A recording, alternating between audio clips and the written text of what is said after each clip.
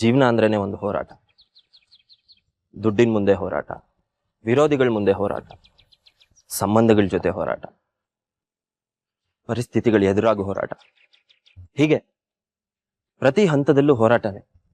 ಆದ್ರೆ ಈ ಎಲ್ಲಾ ಸಮಸ್ಯೆಗಳನ್ನು ಒಂದು ಹೆಣ್ಣು ಏಕಾಂಗಿಯಾಗಿ ಎದುರಿಸ್ಬೇಕು ಅಂದ್ರೆ ಆಕೆಯ ಮನಸ್ಥಿತಿ ಎಂಥದಿರ್ಬೇಕು, ಆಕೆಯ ಧೈರ್ಯ ಎಂಥದಿರ್ಬೇಕು.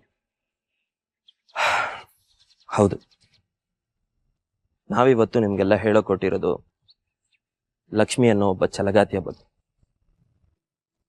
ಆಕೆ ಅವಳ ಜೀವನದಲ್ಲಿ ಬರೋ ಸಮಸ್ಯೆಗಳನ್ನೆಲ್ಲ ಹೇಗೆ ಎದುರಿಸ್ತಾಳೆ, ಇಷ್ಟಕ್ಕೂ ಅವಳ ಜೀವನದಲ್ಲಿ ನಡೆಯೋದಾದ್ರೂ ಏನು?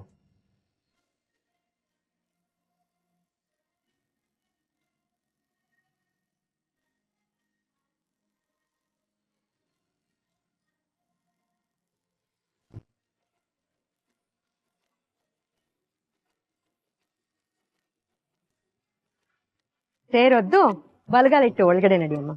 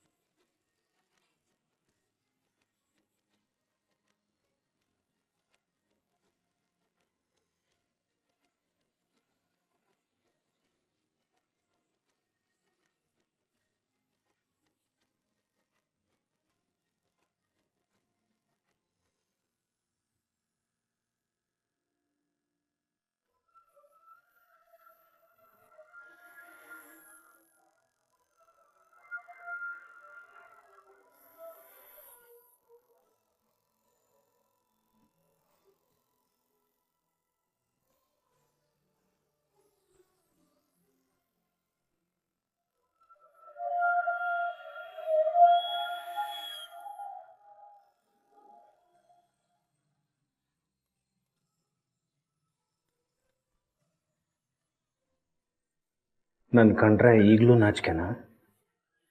ಅಂತೂ ಫಾಲೋ ಮಾಡಿ ಮಾಡಿ ನನ್ನ ಮದುವೆ ಮಾಡ್ಕೊಂಡ್ಬಿಟ್ರಲ್ಲ. ನಿನಗೋಸ್ಕರ ಬರೀ ಫಾಲೋ ಅಲ್ಲ, ಏನು ಬೇಕಾದರೂ ಮಾಡ್ತೀನಿ. ಅದು ಸರಿ, ನೀವೇನು ಕೆಲಸ ಮಾಡ್ತೀರಾ? ಅಂದರೆ ಅಪ್ಪ ಅಮ್ಮನ ಜೊತೆ ಅಂಗಡಿ ನೋಡ್ಕೋತೀರಾ ಇಲ್ಲ ಬೇರೆ ಏನಾದರೂ ಮಾಡ್ತೀರಾ? ಸದ್ಯಕ್ಕೆ ಏನೂ ಮಾಡ್ತಾ ಇಲ್ಲ.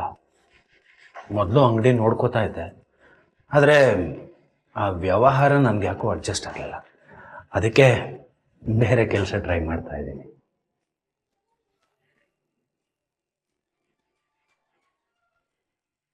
ಅಂದರೆ ಇವ್ರೇನು ಕೆಲಸ ಮಾಡ್ತಿಲ್ವಾ? ನನ್ನ ಸುಳ್ಳು ಹೇಳಿ ಮದುವೆ ಮಾಡ್ಕೊಂಡ್ರಾ?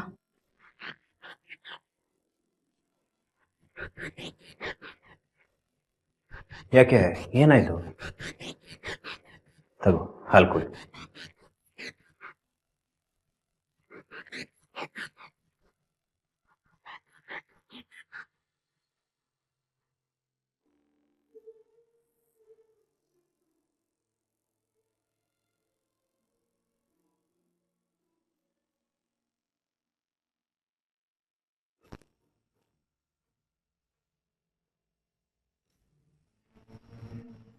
ಏನು ಯೋಚಿಸ್ತಾ ಇದೆಯಾ ವರ್ಷ? ಲಕ್ಷ್ಮಿ ಬಗ್ಗೆ, ಅವಳ ಮುಂದಿನ ಜೀವನದ ಬಗ್ಗೆ. ಅಲ್ಲ, ಅವಳು ಈಗ ತಾನೇ ಮದುವೆ ಆಗಿದೆ, ಯೋಚಿಸೋ ಅಂಥದ್ದು ಏನಾಗಿದೆ? ಅವಳ ಮದುವೆ ವಿಷಯದಲ್ಲಿ ನಾವು ದುಡುಕ್ಬಿಟ್ವಿ ಅನಿಸ್ತಾ ಇದೆ ರೀ. ಯಾಕೆ? ಅಳಿಯಂದ್ರಿಗೆ ಹೇಳ್ಕೊಳಕ್ಕೊಂದು ಕೆಲಸನೂ ಇಲ್ಲ, ಯೋಚನೆ ಆಗದೆ ಇರತ್ತಾ ಹೇಳಿ? ನೋಡುವ ಅರ್ಜ, ಕೆಲಸ ಇವತ್ತಲ್ಲ ನಾಳೆ ಸಿಗುತ್ತೆ. ಹುಡುಗ ಎಂಥವನು ಅನ್ನೋದು ಬಹಳ ಮುಖ್ಯ. ಉದಾಕರ, ಸಭ್ಯಸ್ಥ, ಒಳ್ಳೆ ಹುಡುಗ. ನನ್ನ ಮಗಳನ್ನು ಚೆನ್ನಾಗಿ ನೋಡ್ಕೊಂತಾನೆ ಅಂತ ನಂಬಿಕೆ ನನಗಿದೆ. ಆದ್ರೂ ನಮ್ಮ ಆತಂಕ ನಮ್ಗಿದ್ದೇ ಇರುತ್ತಲ್ವಾ? ಸರಿ, ನೀನೇನು ಜಾಸ್ತಿ ಯೋಚನೆ ಮಾಡಬೇಡ. ಅಳಿಯಂದ್ರಿಗೆ ಒಂದು ವ್ಯವಸ್ಥೆ ಮಾಡ.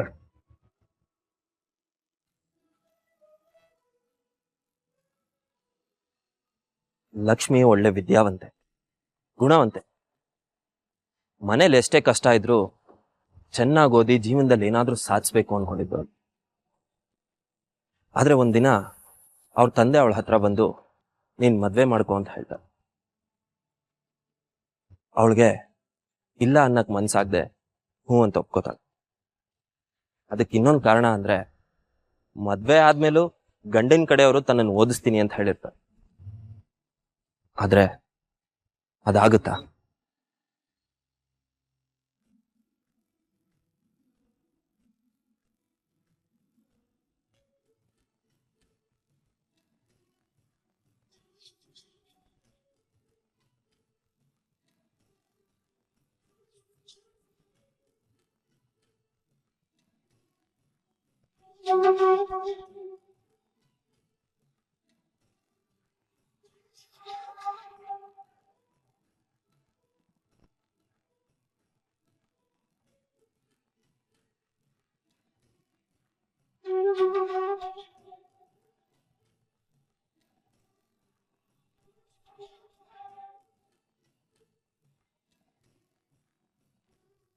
ಅಂತೂ ನಿಮ್ಮ ಸಹಾಯದಿಂದ ನನ್ನ ಮಗನ ಬದುಕಿಗೆ ಒಂದು ದಾರಿ ಆಯ್ತು. ಬೀಗ್ರೆ, ಮಗಳು ಅಳಿಯನಿಗೋಸ್ಕರ ಇಷ್ಟೂ ಮಾಡದಿದ್ರೆ ಯಾಕೆ ಹೇಳಿ? ತುಂಬಾ ಥ್ಯಾಂಕ್ಸ್ ಮಾವ. ಮದುವೆ ಆಗಿ 6 ತಿಂಗಳಿಂದ ಯಾವ ಕೆಲಸ ಇಲ್ಲದೆ ತುಂಬಾ ಒದ್ದಾಡ್ತಿದ್ದೆ. ಬ್ಯಾಂಕಿಂದ ಲೋನ್ ಮಾಡಿಸ್ಕೊಟ್ಟು ತುಂಬಾ ಸಹಾಯ ಮಾಡಿದ್ರಿ. ಇದು ನಮ್ಮ ಕರ್ತವ್ಯ ಅಲ್ವೇನಪ್ಪ? ನೀವಿಬ್ರು ಚೆನ್ನಾಗಿದ್ರೆ ನಮ್ಗೆ ಅಷ್ಟೇ ಸಾಕು. ಶ್ರದ್ಧೆಯಿಂದ ವ್ಯಾಪಾರ ಮಾಡಿ ಒಳ್ಳೆ ಸ್ಥಿತಿಗೆ ಬನ್ನಿ. ಖಂಡಿತ ಮಾವ.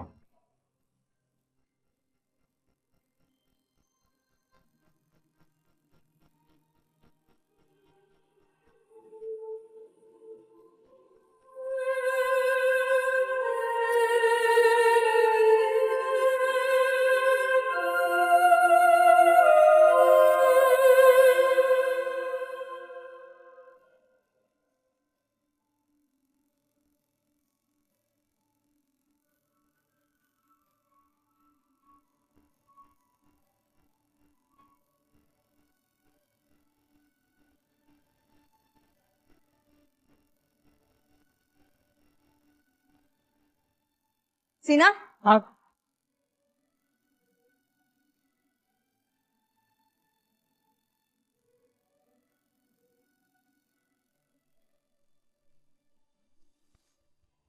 ಸೀನು, ನಾನ್ ಮನೆಗೆ ಹೋಗಿರ್ತೀನಿ. ರಾತ್ರಿ ಕೀ ಹಾಕ್ಬಿಟ್ಟು ಮನೆಗೆ ತಂದು. ಸರಿ ಅಕ್ಕ.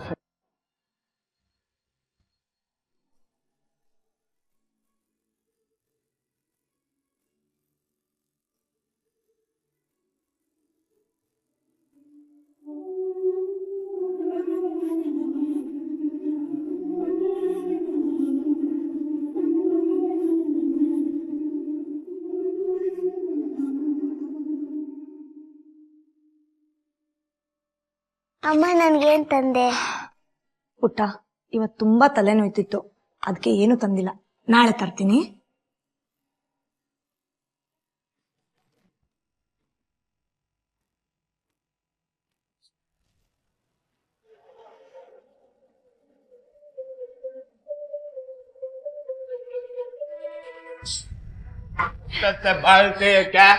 ರೀ, ಅದು ಮುಚ್ಚ ಬಾಯ್.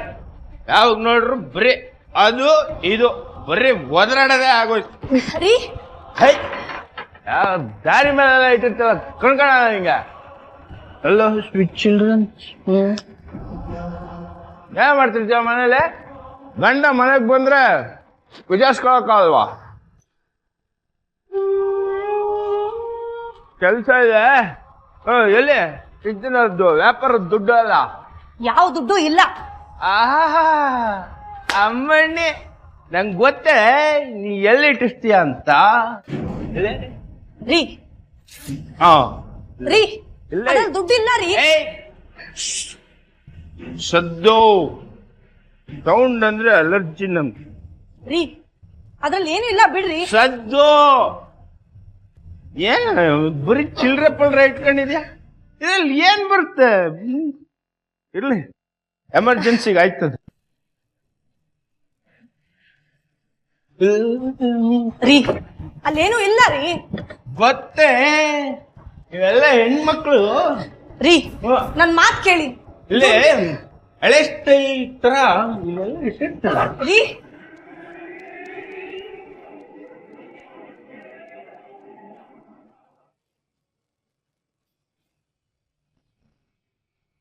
ರೀ, ಅಲ್ಲೇನು ಇಲ್ಲ ಬಿಡ್ರಿ. ನೋಡ್ತಿ ಅಂತಾನೆ ಇದೆಯಾ ಇಲ್ವ ಅಂತ. ಕಳ್ಳಿ ನೀನು ಇಲ್ಲೆಲ್ಲ ಇಟ್ಟಿರ್ತೀಯ ನೀನು.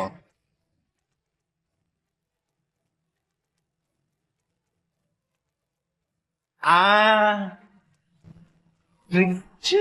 ರೀ ದುಡ್ಡು ಇಲ್ಲ ರೀ, ಬಿಡ್ರಿ, ಅಲ್ಲೇನು ಇಲ್ಲ.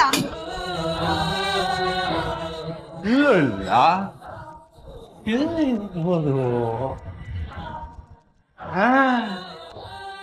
ಕಳ್ಳಿ ನೀನು ಎಲ್ಲರೂ ರೀ ಅದ್ರಲ್ಲಿ ಏನು ಇಲ್ಲ ಬಿಡ್ರಿ, ಸಿಗಲ್ಲ ಹುಡ್ಕಲ್ಲ ಅಂತ ಅದ್ರಲ್ಲಿ ಏನು ಇಲ್ಲ ಬಿಡ್ರಿ.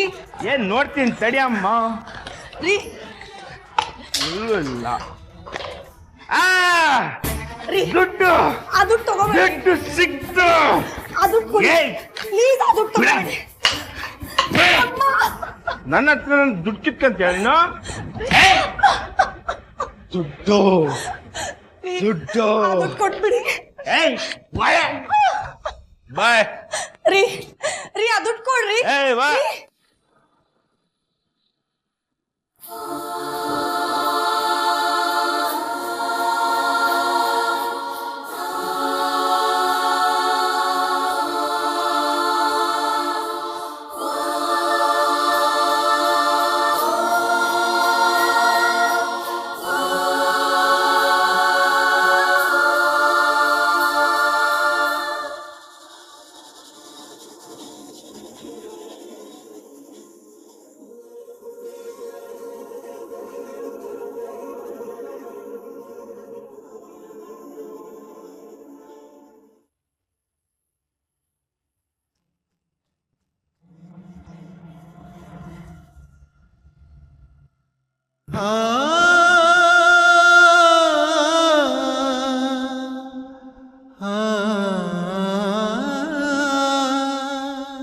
ತುಂಬಾ ಒಳ್ಳೆ ಒಂಥರ ನಂಬಿಸಿ ಲಕ್ಷ್ಮಿನ್ ಮದ್ವೆ ಆಗಿದ್ ಸುಧಾಕರನ್ಗೆ ಲಕ್ಷ್ಮಿ ತಂದೆನೆ ತಮ್ಮ ಬ್ಯಾಂಕಲ್ಲಿ ಲೋನ್ ಕೊಡಿಸಿ ಒಂದು ಚಿಪ್ಸ್ ಅಂಗಡಿನೂ ಇಟ್ಕೊಡ್ತಾರೆ.